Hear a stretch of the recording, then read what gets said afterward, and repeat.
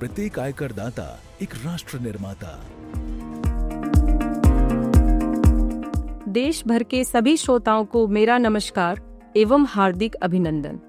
संवाद के इस एपिसोड में मैं हूं आपकी होस्ट प्रतिभा चौधरी, अपर आयकर निदेशक, जनसंपर्क, प्रकाशन एवं प्रचार, केंद्रीय प्रत्यक्ष कर बोर्ड, नई दिल्ली। संवाद के एक और सत्र में आप सभी का स्वागत है। यह संवाद कार्यक्रम आयकर विभाग एवं आकाशवाणी का एक सम्मिलित प्रयास है, जिसका उद्देश्य है देश भर के सभी करदाताओं को कर संबंधी मुद्दों पर जागरूक करना।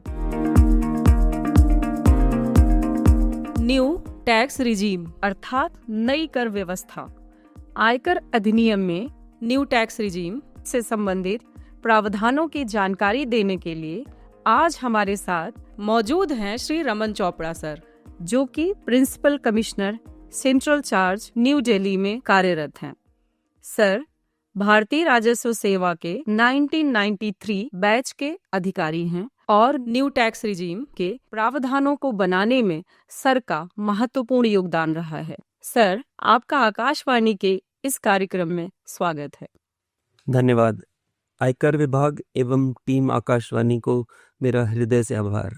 सभी श्रोताओं को नमस्कार। इस महत्वपूर्ण विषय पर चर्चा हेतु मुझे आमंत्रित करने के लिए आपका धन्यवाद। सर, कृपया हमारे श्रोताओं को ये बताएं कि न्यू टैक्स रिजीम अर्थात नई कर व्यवस्था क्या है? न्यू टैक्स रिजीम एक नई टैक्स प्रणाली है जिसमें बेटर टैक्स रेट्स हैं, बेटर स्लैब्स हैं और ये सबको एप्लीकेबल है जी। और एक डिफॉल्ट रिजीम है। जी। सर, हमारे श्रोताओं को ये बताएं कि पिछले न्यू रिजीम में टैक्स स्लैब क्या है? पिछले न्यू रिजीम जो हम 24 में लाए थे उसमें टैक्स स्लैब्स 3 लाख तक कोई टैक्स नहीं था, 3 से 7 लाख तक 5% टैक्स था, 7 लाख से 10 लाख तक 10% टैक्स था, 10 से 12 तक 15% टैक्स था, 12 से 15 तक 20% टैक्स था और 15 के ऊपर 30% टैक्स था। ये पुरानी रिजीम जो हम 24 में लाए थे तो उसमें ये टैक्स स्लैब थे।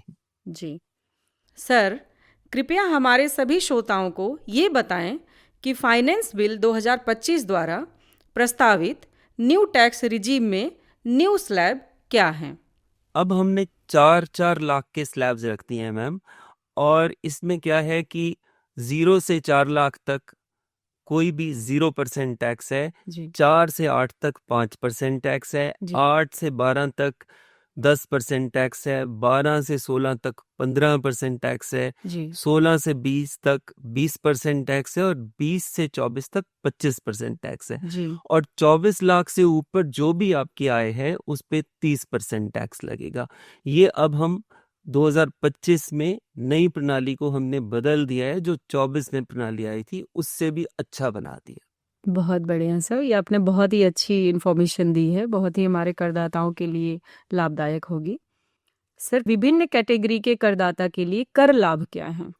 मैम 8 लाख तक जो टैक्स पेयर है, करदाता है, उसको 30,000 का कर लाभ होगा।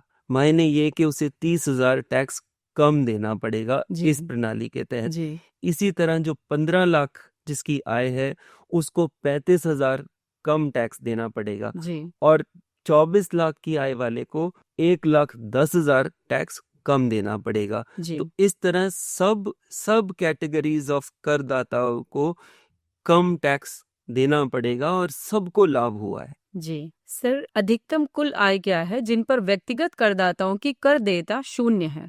24 की रिजीम में, 24 में जो स्कीम थी उसमें 7 लाख तक कोई टैक्स नहीं देना पड़ता था। इस 25 की स्कीम आने के बाद 12 लाख तक की आय पर कुछ भी टैक्स नहीं देना पड़ेगा, उसका शून्य टैक्स होगा, नील टैक्स होगा।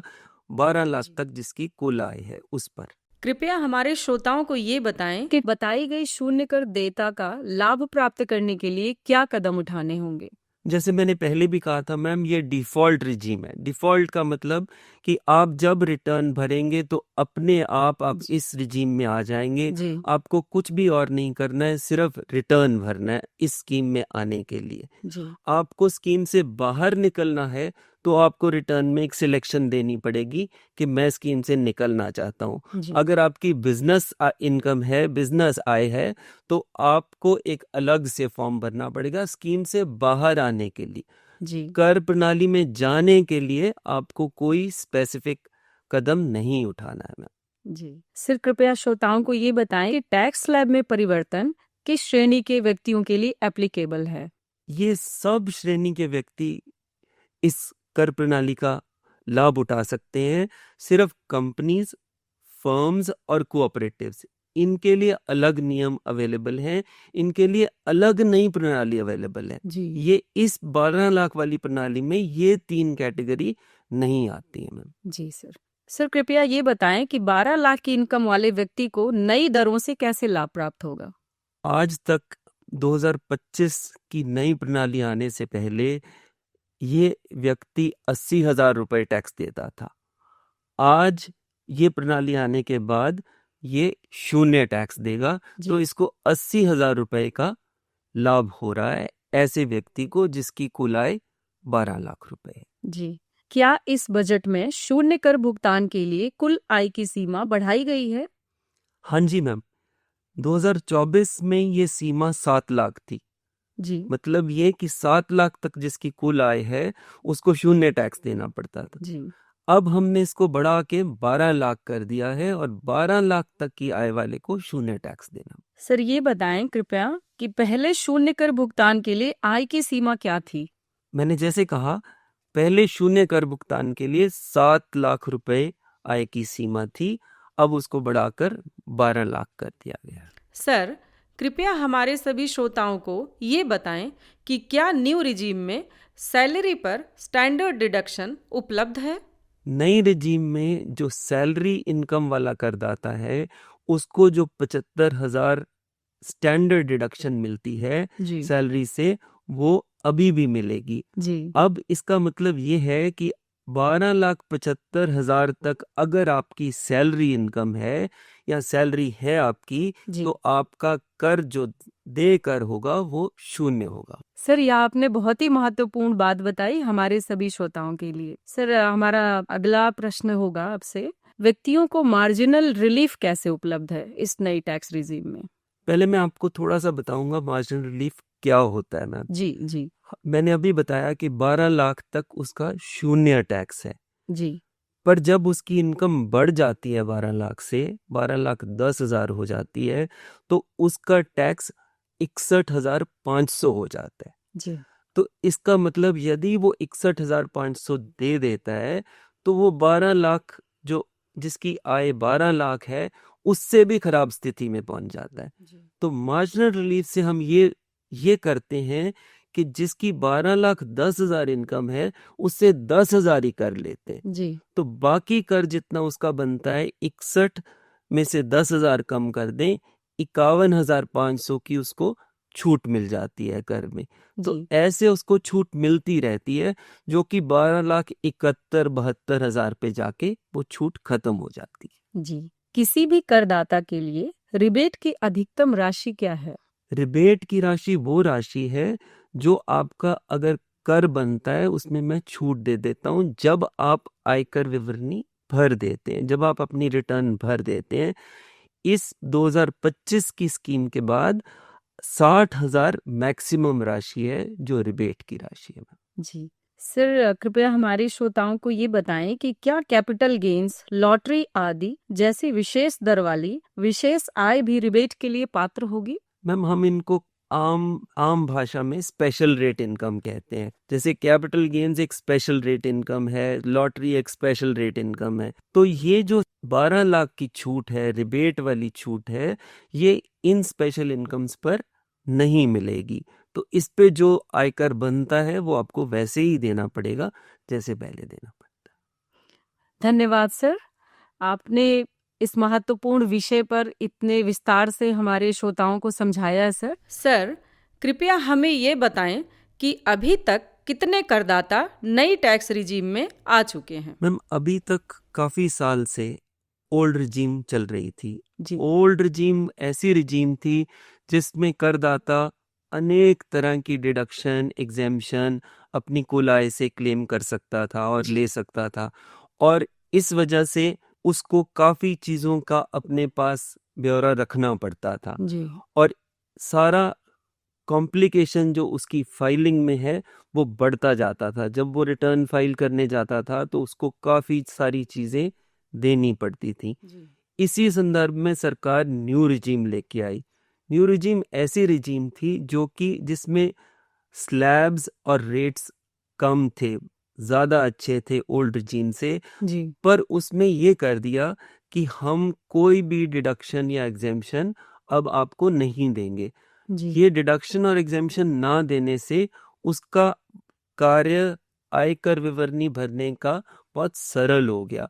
मुझे कुछ भी नहीं करना था, सिर्फ अपनी आय देखनी थी, उस पे टैक्स कंप्यूट करना था स्लैब और रेट लगा के, और उतना टैक्स दे देना था।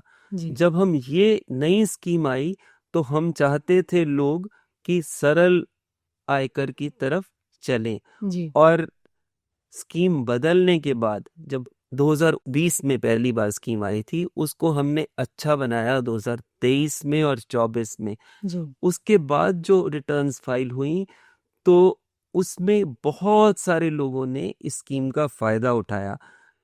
न्यू रिजीम, हम सब यही चाह रहे हैं, सरकार की भी यही कोशिश है कि ये आयकर सरल हो पाए, और इसी वजह से न्यू रिजीम आई, और इसी वजह से वो ज़्यादा। जी न्यू टैक्स रिजीम में कितने लोग अभी तक शामिल हो चुके हैं? जो पिछला साल गया मैम फाइलिंग का 24-25, जी सर। उसमें 74%, 74% टैक्स पेयर्स ने अपनी रिटर्न न्यू रिजीम में फाइल करी, जो कि एक बहुत बड़ी उपलब्धि है जी सर, बिल्कुल करदाताओं के लिए भी और डिपार्टमेंट के लिए भी, बिल्कुल सर। ताकि उन्होंने एक सरल प्रणाली जो हमने ऑफर की थी, जी उन्होंने उस सरल प्रणाली को अपनाया और वो सरल प्रणाली से अपनी रिटर्न्स फाइल करी, और एक बार जब वो न्यू रिजीम में आ गए हैं तो वो उसी में कंटिन्यू करना चाहेंगे। जी सर। इस संदर्भ में मैं एक चीज़ और आपको बताना चाहूँगा कि आप अगर आपकी सैलरी इनकम ही है तो आप किसी साल में भी न्यू रिजीम ले सकते हैं जी या उससे निकल सकते हैं।